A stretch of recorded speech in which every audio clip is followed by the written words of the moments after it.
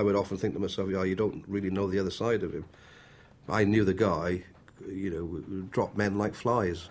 And this guy was nuts, and he actually showed himself in battle to be a lunatic. He was a complete psychopath.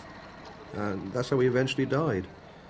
And I'm sure he died in a manner that probably pleased him as well, because he was doing something he probably enjoyed doing. He just loved fighting, and wouldn't have surprised me if he didn't mind killing people at all. To find out what it is that makes these people such effective killers, I've come to Cardiff University. I'm also going to see if I have any of the characteristics that would make me a natural killer. Professor Robert Snowden is one of the UK's leading experts on psychopathy. I was struck immediately by the similarities in Robert Snowden's work to that of the other experts I'd met. For him, the human face is the key. The face is a very important signal for human beings.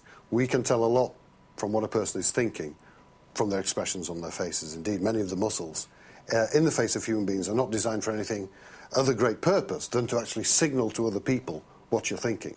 Now, in a state of conflict, as you are in a fight which might lead to death of one of the people, those expressions of what's going on are being expressed continuously, and you, as a skilled reader of people's faces, will pick that up and change your actions accordingly. Psychopaths appear to have a real problem spotting this type of emotional reaction.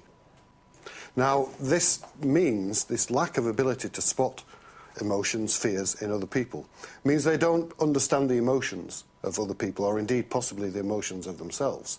And so for them, when they kill, they don't see this as a really bad thing in the way we do. They don't understand the fear, the consequences for themselves, and the consequences for everybody around that a violent act like that would produce. You say that psychopaths suffer from a lack of emotional empathy. Is there any way you can test me for that? Yes, there are some ways we can test this quite quickly in people. One thing we can do is simply show you pictures.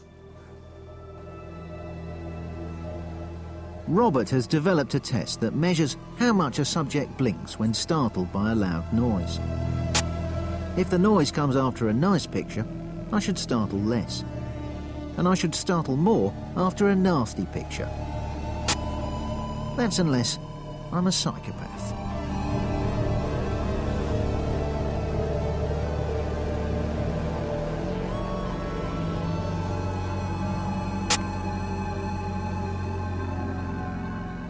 Was I blinking in the right places? Am I some sort of...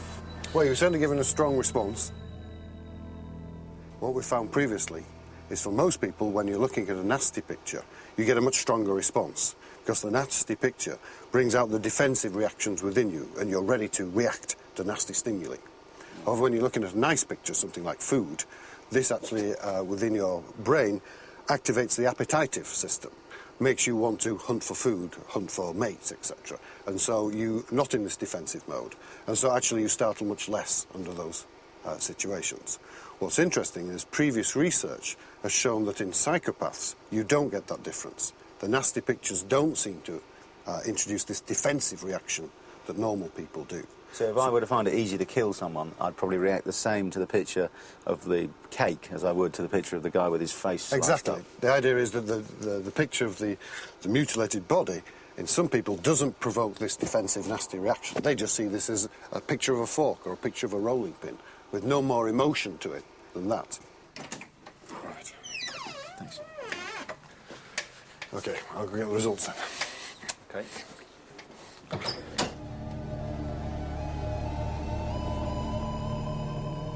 Hello, Mr. Smith. What's up? Well, we've drawn a little graph of the results that we've got here. This actually measures how much you jumped, how much you startled to the various pictures. And this was the average response when the pictures were pleasant, such as the naked ladies and the food. Right. And this is the average response when the pictures were unpleasant, the mutilated bodies. Right. And as you can see, your response in this condition is almost twice what it was in this condition. In other words, these pictures did affect you, and you jumped more. So this doesn't show any psychopathic type traits in this particular test. So, that's good for me, but probably bad for my career as a frontline hero. Great. Normally I'd be very happy with that result, but there go all my adolescent dreams of being a hero. I'm going to keep this in case any of my ex-girlfriends accuse me of being a psychopath. I'm not. Science has spoken.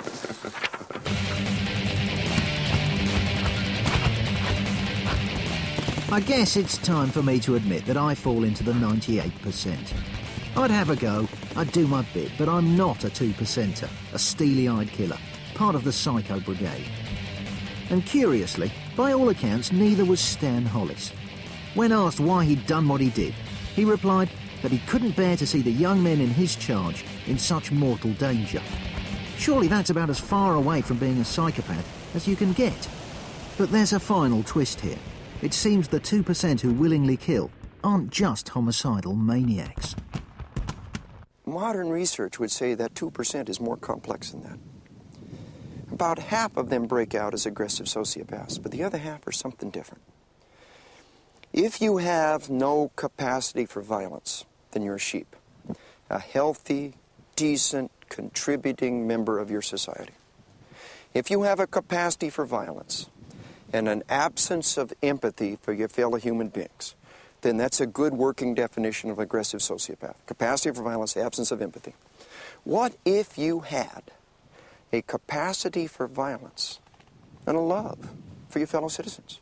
A powerful empathy. This is not a sociopath. He's not a sheep. What is he? A sheepdog, a warrior, a cop. And there is a ratio of individuals who are not sociopaths, who were able to participate in battle and who came home and were just fine. And our goal is to learn from those people. Whatever it is they have, we want. Without the officers and these natural 2% warrior leaders, what would the rest of us do in a war then? Gosh, I suspect that they'd either stay where they were or pack it in and go home. That's a rather flippant answer, but it's clear to me that it is those very small group of natural leaders are the people who make soldiers get up and do things. It's one thing to sit in a trench blazing away at an enemy indecisively, quite another to go forward and actually capture a position and win the battle.